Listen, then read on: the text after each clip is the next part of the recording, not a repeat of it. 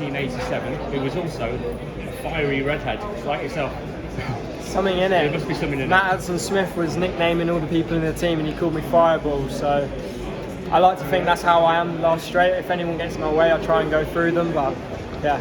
You were part of that team of European junior medalists who swept the medals 4 years ago with Ollie Dustin and Finn McClear. Yeah. Did you have imagined back then that you'd be on a world senior rostrum now? I mean, I always thought down the line it would happen. I didn't think it would happen this soon. And yeah, it's just absolutely crazy to me. Like you said, I came second there. I've always been the guy that's there or thereabouts. I've never been the top guy. Domestically, I've not won many titles. I'm always in the top three. I've come fourth a lot, which is tough, but that's got me to where I am today. A former sprinter as well. Yeah, I mean, I was an 800 metre runner when I was younger, and my dad actually had the idea to move down to 400 for 2 years to get the natural speed, because I think it's very hard to develop speed at an older age. So he had the idea to move down to sprints for 2 years to protect my body from doing the mileage I would need to do to compete at that top level. And I was a very good sprinter. A lot of people didn't believe me when I said I was going to move back to 800. Do you enjoy moving back up in distance? I mean, 400 metre racing hurts. It's flat out every time, but the training for 800 is a lot harder, in my opinion. I've heard you do a lot of endurance work now. You don't really work on your speed as much because Yeah. you've got the speed. The speed comes very natural to me. I'm quite blessed when it comes to that. So yeah. You even plough through cross-country races in the winter, don't you? Swallow in a bit of humble pie Yeah. because you finish fairly low down the field in cross-country races, but it works when you.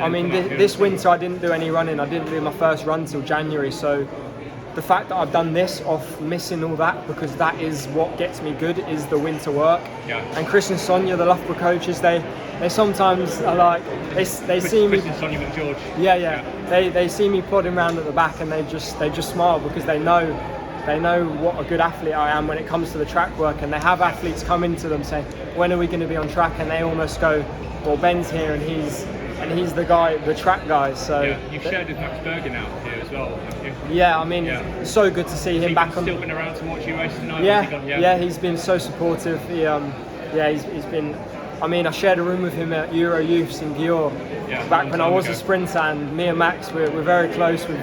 Each year we've got closer and closer, and he's such a good friend. And yeah, I saw him.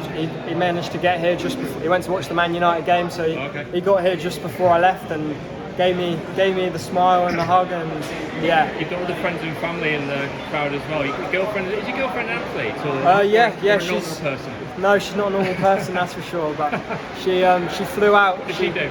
800 metres as well. Okay. She's improved from 2.9 to 2.4 this year. And she's off to Boston, so we're going to have to do the long distance. But that's my off-season plan, to go to Boston for a bit, enjoy the American food. But yeah, she flew out yesterday.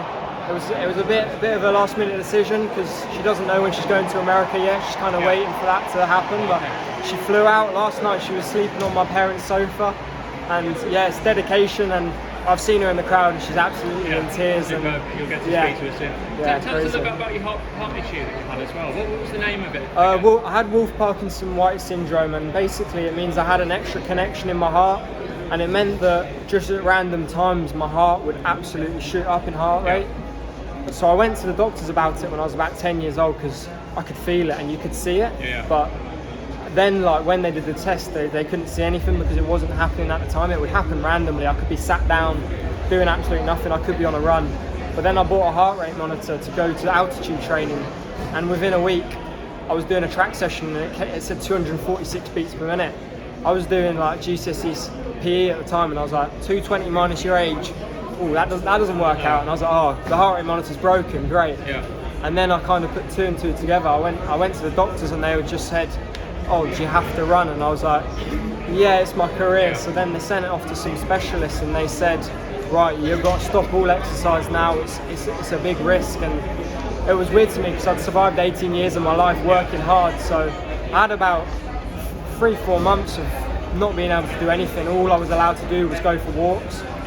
So I wasn't allowed to get my heart rate up. I wasn't allowed to go to the gym, and that was a very tough time. But it was COVID, and I had people around me at the time. I had a lot of my friends on PS4. We were smashing out Warzone, because there was nothing to do at that time. You were awake during the surgery as well. Yeah. So I was on morphine, all sorts. It was pretty crazy, because I could see, like, they had a big screen with the X-ray up there. I had loads of doctors in there, but and none of my family were allowed in the hospital with me because of COVID. So it was I was quite young at the time. I was 18, so it was pretty surreal. But me and my coaching team, and we've had some tough things to get through, but we've worked it slowly to be able to improve year on year. And this year's it's been my worst preparation year I've had. So the fact I've come away with this is absolutely mind-blowing, and I just can't wait for next year, Olympic year. And I've just moved in with Tom Mortimer, another good athlete, and he's gonna get me fit this year. I'm gonna be going on runs with him.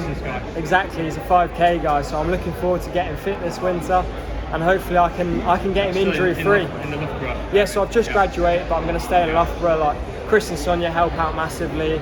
The British Athletics setup's based there, so it's just got everything I need, and I'm not going to have the distraction of exams or any coursework this year. So yeah, I'm just looking forward to it. Yeah. Ben, just two from me. Firstly, when you think about waking up, Jan 1st, 2023, about the Budapest World Championships, a bronze medal around your neck, Union Jack around your neck, how do you put that into perspective? Well, I mean, when you say that, I don't know what to say. Like January 1st this year, I was in Poch actually, and I was just kind of getting back running, having just solved my injury a few days before, and it was more of, am I going to be able to race this year rather than am I going to make world champs? And I opened my season, I ran pretty well, and I've been very consistent with the races I've done this year, bar one where I came 9th. But before these championships, I hadn't finished outside top 2, and I knew, and I'd run a 1:45 every way possible. I'd ran it from the back, I'd ran it from the front, I ran it off a slow race, I ran it off a quick race. And London, I was there and I was like, it's make or break now. And one of my teammates, Richard Manuel from Basingstoke, based out in America, he said to me, Ben, I've never seen it where you're under pressure and you've not done well. And that kind of just flipped the switch in my head. And in London, to me, it was an empty stadium. It was me in that time. That's all I knew I needed to do it there, and then it was make or break. So that's when I kind of knew I've got it in me to pull it out when it matters. And finally for me, you mentioned in the chat that we had the other day about the sacrifice that your parents have made, and your mum taking you to Heathrow 100 times, you mentioned. Can you put it into words what they mean to you? Because this isn't just about you, it's about your entire support system as well, isn't it? Yeah, I mean, I've just seen my mum with a 100-metre start, and she's tears all over her face, and my dad couldn't get down. Like, I see my coach, he's lost his voice, and it's absolutely crazy, and I'm just so happy for everyone that we've managed to do this. I've come fourth in a lot of races, and third at World Champs is absolutely mind-blowing to me, but it's not down to me. There's a lot of people in my corner, it's not just me. I've had a lot of help to get here, and a lot of people have made this happen. My friends back home, one of my mates, Tommy, he's sending me voice notes, singing chants to me about me coming home with a medal. And I've done that, and Matt Stoney had organised all the Loughborough athletes a video saying good luck to me, and he sent that to me before the race. It's about 4 minutes long, and there was people popping up, and I was thinking, oh, they're watching. Like, it's absolutely crazy to me.